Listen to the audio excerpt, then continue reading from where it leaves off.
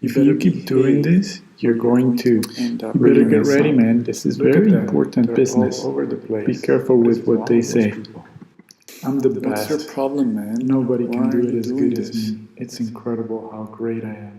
Stop trying so hard.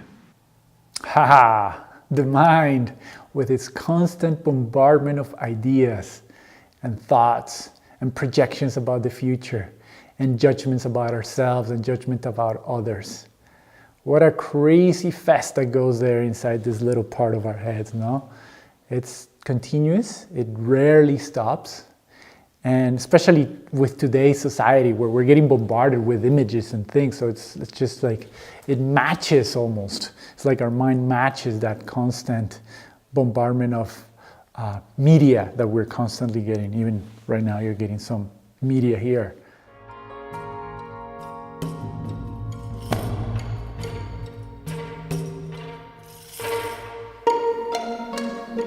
So welcome to another episode of Goodness with Dr. Manu.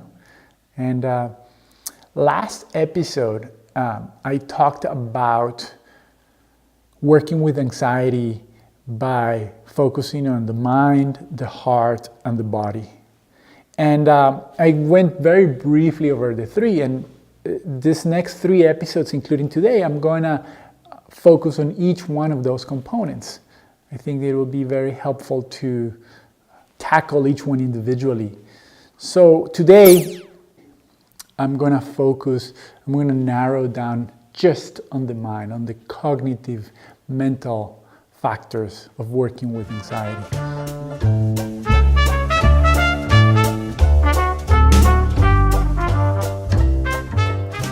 Let's begin by understanding a little bit how do we end up getting all these ideas and bombardment of thoughts in our lives. And it all starts early on in childhood when we're little and we get influenced by our parents, by our society, our schools, and we get all this input. And we're kind of like a blank slate when we're born, and then we start getting all this conditioning based on our interactions with our parents, and we start internalizing their beliefs, how they view the world, and we start making that our own. And so as we grow up, we start thinking reality or believing that reality is that internalization that we've done. So basically we are continuously being policed by and guided and pointed in these directions by all these thoughts, and sometimes competing thoughts. No? On the one hand, one thought is telling us something positive about ourselves. On the other hand, some thought is telling something negative about ourselves, or is telling us we should do this or we should do that. And it can be very overwhelming. And if we believe it, if we buy into that story, it can be crazy making. How to work with this, no? That's the key, how to work with all this bombardment of ideas. And the first thing is really not buying into the whole story. Learning to see it as what it is, just thoughts, just ideas popping up, and being able to not identify ourselves with the content, being able to observe it, to pay attention to what it says, and to not believe it, just notice it for the continuous nonsense. And I don't want to create the idea here that we're supposed to dismiss our mental capacities, our cognitive abilities, because that would be absurd. We need our mind. We need our mind to be able to synthesize, for example. We need our mind to be able to discriminate or discern things between one and another, recognize things. Even right now, as I'm talking, the words that are coming, I need my mind to be able to articulate. I need my mind to be able to have a communication to survive in modern day or in any society in the world. We need our mind. So it's not a matter of, you got to dismiss the mind. But what we want to start recognizing and discerning is how much of the content of the mind is just noise from old conditioning. How much of it is just a repeating patterns of thought that really don't add anything to ourselves.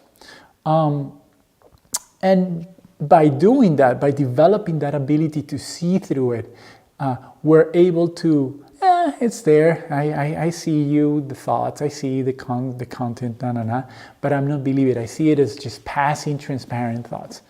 And meditation is a very powerful tool to work with this. When we start paying attention consistently to our mind through meditation, we're able to disconnect from it, or maybe not disconnect is the word, but more disengage from it and observe it from a bit of a distance. So we're able to see, and we start seeing it's nonsense. Another thing that can be really helpful is sharing and reality testing. So my mind tells me something about someone that, usually something negative is about to happen, or they don't like me or whatever. If you're brave enough, it can be helpful to just go and say, hey, what's going on here? What's the reality of my mind is telling me this? Is that true? And, they may say yes or may say no, but regardless, at least we're kind of like checking it out, testing it with some external, somebody external, and it will help us gauge, oh, this is bullshit, or maybe there's something true to this. And that's okay too. We don't have to make ourselves bad for it. We just observe and are curious about it.